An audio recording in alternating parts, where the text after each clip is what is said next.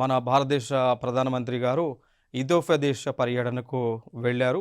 వెళ్ళిన తర్వాత కొన్ని అగ్రీమెంట్స్ చేసుకున్నారు. అగ్రీమెంట్స్‌లో భాగంగా ఔట్‌కమ్ ఏంటి అనేటువంటి ఆస్పెక్ట్స్‌లోకి వెళితే, ఒకటి ఇథియోపియా దేశానికి స్ట్రాటజిక్ పార్ట్నర్‌షిప్ హోదాని ఇచ్చాం. అంటే స్ట్రాటజిక్ పార్ట్నర్‌షిప్ అంటే వ్యూహాత్మక భాగస్వామ్యం అనేటువంటి గుర్తింపుని ఇచ్చామనమాట. సో, స్ట్రాటజిక్ పార్ట్నర్‌షిప్ గుర్తింపు ఇస్తే ఏమవుతుంది అంటే, ఆ దేశంతో మన దేశం, ఆ దేశం, మన దేశం 2 కూడా వ్యాపారం అనేటువంటి దాన్ని ఎక్కువగా చేసుకోవచ్చు. సో, బిజినెస్ ట్రాన్సాక్షన్స్ ఎక్కువగా చేయవచ్చు.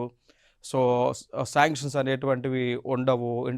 అండ్ సబ్సిడీస్ అనేటువంటివి ఇచ్చుకోవచ్చు. దాంతోపాటు హై టాక్సెస్ అనేటువంటివి, ఇంపోర్ట్ డ్యూటీస్, కస్టమ్స్ అనేటువంటివి ఉండవు. That is the reason. ఇంకోటి, ఈ అగ్రీమెంట్ అంతా కూడా కోఆపరేషన్ అండ్ మ్యూచువల్ అడ్మినిస్ట్రేషన్, అదేవిధంగా కస్టమ్స్ అంటే ఇన్కమ్, మ్యానుఫ్యాక్చరింగ్‌కి సంబంధించి, ఉత్పాదనకు సంబంధించి దానిలో మన యొక్క అగ్రీమెంట్స్ అనేటువంటివి చేసుకోవడం జరిగింది. దాంతోపాటు ఇంకొక ఎంఓయూ చేసుకున్నాం, మెమరాండమ్ ఆఫ్ అండర్‌స్టాండింగ్ అని అంటాం. అది వచ్చేసి ఈ యొక్క మినిస్ట్రీ ఆఫ్ ఫారెన్ అఫైర్స్‌లో, అంటే ఇథియోపియా దేశంలో ఒక డేటా సెంటర్‌ని ఏర్పాటు చేయాలి అనేటువంటి ఒక అగ్రీమెంట్ చేసుకున్నాం. అంటే ఇండియన్ గవర్నమెంట్, మన ఇండియా వచ్చేసి ఇథియోపియా దేశంలో ఒక డేటా సెంటర్‌ని ఏర్పాటు చేయబోతూ ఉంది.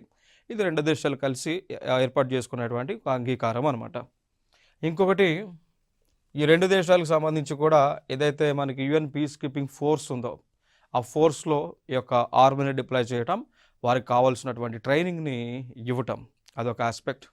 నెక్స్ట్ తర్వాత ఇంకొక అంశం చూస్తే, MoU, signing of MoU on డెప్ట్ restructuring in respect of Ethiopia under G20 common framework. So, గతంలో మనం G20 లాంటి ఇథియోపియా లాంటి దేశాలకు ఫినాన్షియల్ సపోర్ట్ ఇచ్చి ఉన్నాం. సో, ఆ సపోర్ట్‌లో భాగంగా ఈ యొక్క అప్పుకు సంబంధించి రీస్ట్రక్చర్ చేయిస్తాము అనేటువంటి ఒక ఎంఓయూని అయితే మనం చేసుకోవడం జరిగింది. సో, దాంతోపాటు ఇథియోపియా స్టూడెంట్స్ ఎవరైతే ఉన్నారో వాళ్ళందరికీ కూడా మనం స్కాలర్‌షిప్‌లను ఇవ్వబోతా ఉన్నాం ఈ యొక్క అగ్రీమెంట్స్ ద్వారా. So, these are the outcomes related to the India's PM visit to Ethiopia.